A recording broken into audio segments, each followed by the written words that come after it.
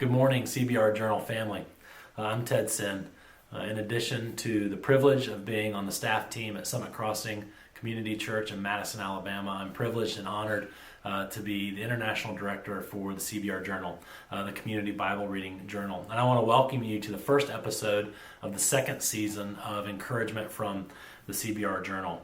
Before I remind you of our goals and our desires for this resource, as we enter into season 2, I want to just take a little bit of time and make a few comments about season 1, and in particular, my participation in season 1. So after the joy of creating and offering 5 episodes in March and April, my family entered into a significant health crisis that lasted for months. And while the health crisis was not directly related to COVID-19, the health crisis was certainly complicated by the reality of COVID-19. And so as it became pretty obvious that our family was entering into a serious health crisis, the elders and the pastors of Summit Crossing very mercifully and very graciously and very generously gave me all the time and space I needed to love on as well as I could and to care for as well as I could my family during that time. And so while I missed being a part of the encouragement from the CBR Journal after week 5, I was so grateful for, and I continue to be so grateful for the time and the space that was provided to me to be with my family. And I'm also very grateful for my fellow pastors who came and served and did a great job encouraging us from the scriptures in the gospel, encouraging us in how to use the CBR Journal. So I'll quickly say that my family has experienced God's faithfulness, God's mercy, God's healing power over the past few months. And God loved us so tremendously well through a very trying time. And He used a lot of you to love us well. Many of you prayed for us. Many of you constantly reached out to us. Many of you loved on us and our kids in very tangible ways. And so praise be to God and thanks be to you for being avenues of God's faithfulness and love during that time. So with that being said, I want to remind you of the goals and the desires that we have for this resource. So as you probably know and remember, we launched Encouragement from the CBR Journal just as COVID-19 was arresting everything that was going on in the world. As the pandemic began to impact our world greatly, we launched this resource, and the desire was to have a resource that would do 3 things for you, our audience, and for us as a church. We wanted to remind you and us of the vital and critical need that we all have for a daily Bible reading discipline that is gospel-centered, spirit-led, and interdependent. And we wanted to remind us of our critical and vital need for this spiritual discipline, particularly during a time of global crisis and during a time of social distancing. And so secondly, we wanted to model for you how to use the CBR Journal as a tool that could build into your life and into your community a daily Bible reading discipline as already described. And finally, we wanted to encourage you in the gospel. And so while we didn't set out to give a teaching from the scriptures to present the gospel to you from various passages in the Bible, it became evident to us in time that you were being encouraged in the gospel through this resource. And so that became a goal of ours as well. Not just to encourage you in the idea of daily Bible reading, not just to encourage you in how to use the CBR Journal as a tool in that, but to encourage you as you listened and watched, to encourage you in the gospel and in the salvation that we have in Jesus. And so as we enter season 2, we have the same goals, but we are planning to do things a little differently this season. First, we want these episodes to be shorter than season 1. We don't feel the need to go back and to give detailed teaching about our daily Bible reading discipline need. We don't feel the need to go back and describe the kind of healthy daily Bible reading that the scriptures present to us. We spent a lot of time on that in season 1. Those episodes are still available on the CBR Journal website, on various websites like Summit Crossings and other churches, maybe the church that you're a member of. So we encourage you to go back and to enjoy those and to experience those episodes if you didn't in the spring, but we're not going to feel the need to go through and describe again what a healthy daily Bible reading discipline looks like according to the Scriptures. We will occasionally speak to our need for this daily Bible reading discipline that we always talk about, but we're going to week in and week out model for you what it looks like to use the journaling guide, to use the CBR journal journaling guide that appears over and over and over in your CBR journal. Secondly, we plan to record these episodes the day before you experience them. And so in season 1, we provided this resource as a live stream in Central Standard Time, and then we made this recording available after the fact. So in season 1, when it was my turn to share and to lead, I would get up a little earlier than normal. I would use my CBR journal like any other day. I would spend time writing about my experience of my time with the Lord, reading His Scriptures and journaling through the CBR journal, and then I would come in and I would share that with you via live stream. What I'm going to do this season is I'm going to record each episode the day before we publish them.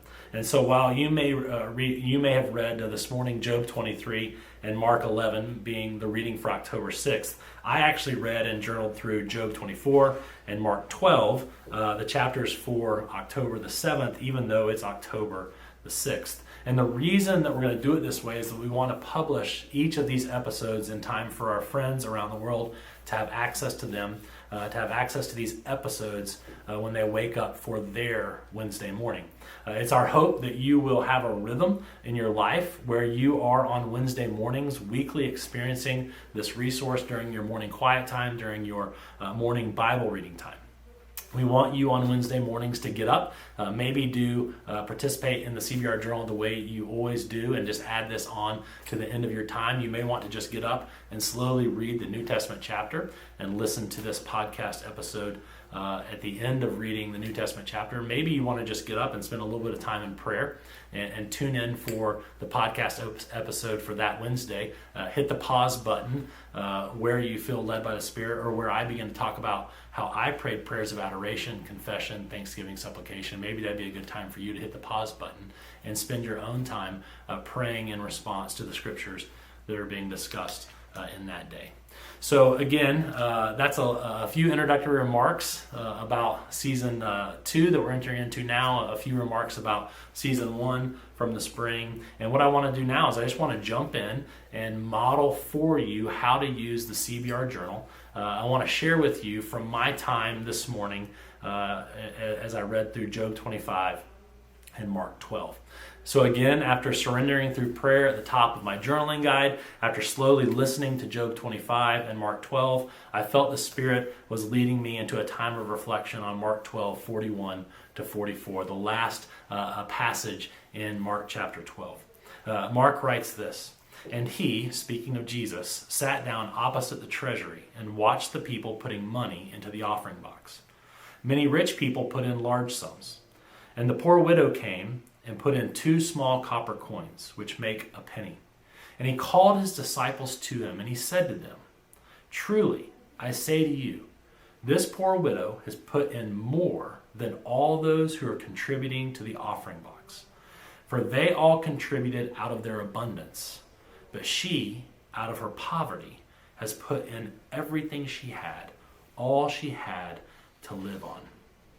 So what I want to do now is I want to share with you 3 truths or 3 ideas that the Spirit reminded me of or taught me during my time of reflection on verses 41 to 44. So what I did this morning is normal for me. I went to that passage in the 2 chapters that was radioactive for me, that was very attractive to me, where I felt like the Spirit wanted me to stop and listen and reflect for a while. And for about 10 or 15 minutes, I just kept reading the passage over and over. I even went to a few other passages in the New Testament as the Spirit led me. And normally I would just pray my prayers of adoration, confession, thanksgiving, and supplication at that time. But this morning, I wrote down these 3 truths because I knew I was going to be bearing witness to you of the time I had in the Word. This is not necessary. You don't need to do this. I don't normally do this. I'm just doing this for the purposes of this encouragement from the CBR Journal podcast episode. And so the 3 ideas or the 3 truths the Spirit reminded me of this morning are as follows. First, this passage portrays to us an incredible picture of devotion to God. This passage shows us an incredible picture of devotion to, surrender to, obedience to, and trust in God. One theme I noticed as I was reading through Mark chapter 12 was that our lives are to be lived in complete devotion to and in full surrender to God. So if you read Mark 12 this morning, you may have noticed that at the beginning of the chapter, we are reminded that God is the creator and Lord of everything. And so since he is the creator of our lives are to be lived for him. So in the parable, we're compared to vineyards. And the point of the parable is, since God owns us, God should be getting the glory and the benefit and the fruit of our lives. In the middle of Mark chapter 12, we're told that we belong to God, and in the same way that the people of God should render to Caesar what is Caesar's, talking about coins, it says that we should render to God what is God's. And in the way that Caesar's likeness is pressed onto a coin, God's likeness and image is pressed into us as human beings. And so the middle of Mark 12 is basically saying to us, because God has pressed his image on us and we belong to him, our lives are to be rendered to him completely and totally in service to him and to his kingdom. And then at the end of the chapter, or towards the end of the chapter, we're reminded of the greatest command in all the Bible. The greatest command in all the Bible is to love the Lord our God with all of our being, with all of our heart, with all of our soul, with all of our mind, and with all of our strength. And so our life is to be lived in its entirety for him.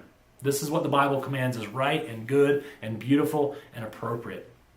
And so again, this is a theme that I was noticing throughout all of Mark chapter 12. And then we get to the last couple of verses in Mark 12, and we see this poor widow as a picture of, an example of that devotion and that love and that worship and that sacrifice. The devotion that's called for throughout the whole chapter, we see this poor widow embodying that devotion.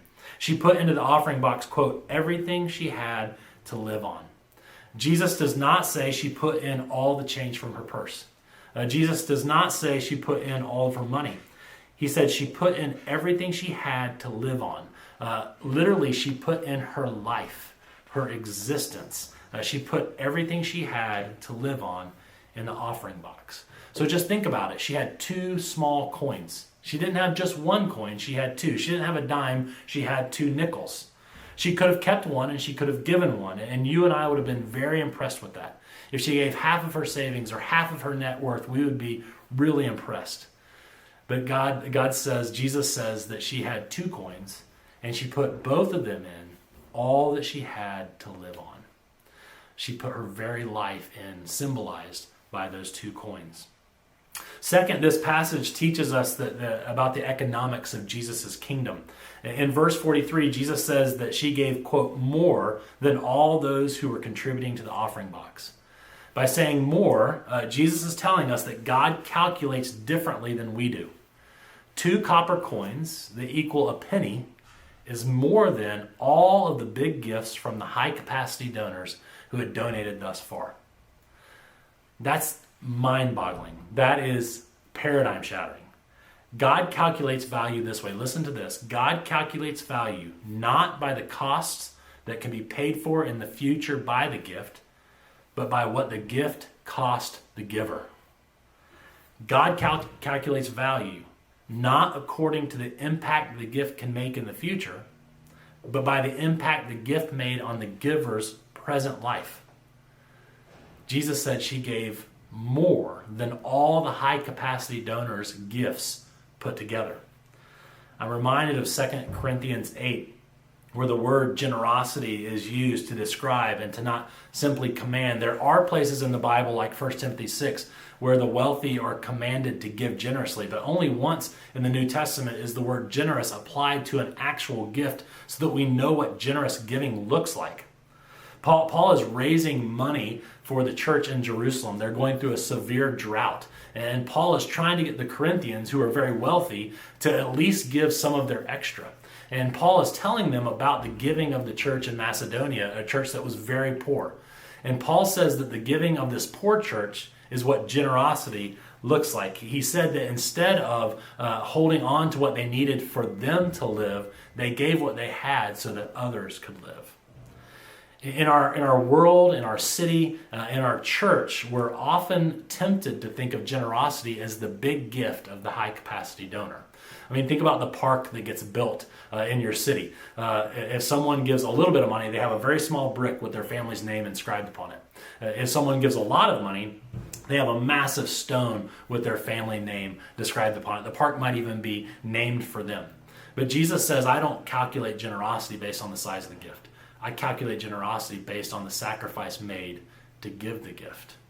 So we see that in this passage, generosity is not rich people giving out of their extra in a way that doesn't impact their lives. Generosity is poor people giving what they need to live on.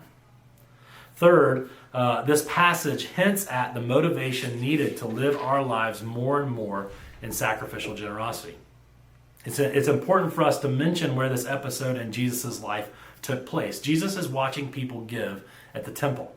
The treasury and the offering box, verse 41, were at the temple. We read, in fact, in verse 35 that Jesus was in the temple. What do we know about the temple? Why would this poor widow be there in the temple? The temple was the place in the Old Testament where God's special presence, God's glory dwelt and lived and resided. The temple was the place in the Old Testament where his people could come and intentionally meet with God and commune with God and experience God's glory and God's goodness. The temple was the place where God's people would meet with God and experience God, but only through the means of a sacrifice. At the temple, this poor widow was reminded that she had a restored relationship with the God of the universe and would forever live with him in his kingdom. Not because she gave her last 2 coins, but because God was graciously willing to receive her and to give her life through the death of a substitute.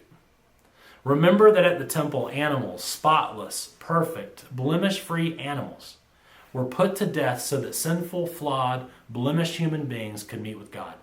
So that sinful human beings could be in relationship with God. So that rebellious human beings could be blessed by God, receiving eternal and abundant life from God.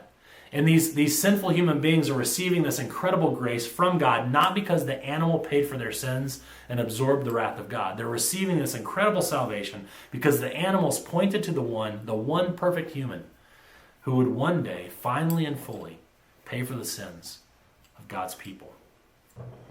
This poor widow is not giving her last 2 coins to pay for her sins and to earn God's blessing.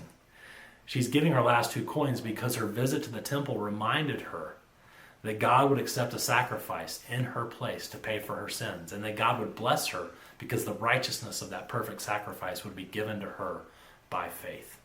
The irony of ironies is that the Messiah to whom the animal sacrifices pointed was sitting there watching her respond to the gospel that he was accomplishing. And so with those 3 things in my mind, that the Bible calls for all of my life to be given to God, that the Bible describes generosity as something that impacts my life and not something I do with what I have left over. And with this idea that the only way I'll respond to that generously is if I believe more deeply the gospel of Jesus Christ. With those 3 things rattling around in my brain, I got my pen, I opened my CBR journal, and I wrote in the adoration box these things. These aren't the only right answers for the adoration box. These aren't the only things that you might pray in prayers of adoration to God, but these are the things I felt led to pray after reflecting on Mark 12:41 to 44. I wrote, "You're my creator and my Lord. My life belongs to you." I wrote, "You are brilliant. I love how you calculate generosity." I wrote, "You are holy. I can only be in relationship with you if my sins are punished and if my sins are paid for." In the confession box, and the box that asks me to confess my sinfulness and to acknowledge my sins, I wrote these things. I wrote, "My giving does not often enough radically impact my life and radically impact my standard of living." I wrote, "My giving easily becomes ritualistic." What I meant by that is that my giving can become a good thing that I'm doing instead of a response to and a grateful response to the gospel and what God has done for me. I wrote in the confession box also this. I said, "Dad, I don't trust you to give all that I have. I trust to some degree in money." I'm not saying God's called me to put all that I have into the offering plate. I'm saying that if he called me to do that, I would really struggle with it. because I know to some degree I trust in money for life and for security and for pleasure. And I know that I don't trust that I can get all those things in the gospel of Jesus Christ. In the Thanksgiving box, I wrote these things. I wrote, "Thank you, Jesus, for being the most generous human to ever live." I wrote, "You not only put in all your money, symbolizing your life, you gave your life as a sacrifice for the church." I wrote, "Thank you, Jesus, for dying for my stinginess, my greed, my fear, and my unbelief." In the supplication box, I wrote this. I said, "Spirit, open my eyes to the blessings I have in the gospel." I wrote, "Help me to see things as you see them." I wrote, "Enable my experience of your faithfulness in the past to create a radical trust, gratitude, and generosity in the future." And so what I normally do is I read through the chapters slowly. I pick that passage to reflect on, and I sit there for 10 to 15 minutes. I then just get my journal out and I pray sentence prayers in these boxes, A.C.T.S, and then I just close my eyes and I restate these prayers and pray these prayers, and I listen in prayer to God's response to me and to His Spirit's comforting of me.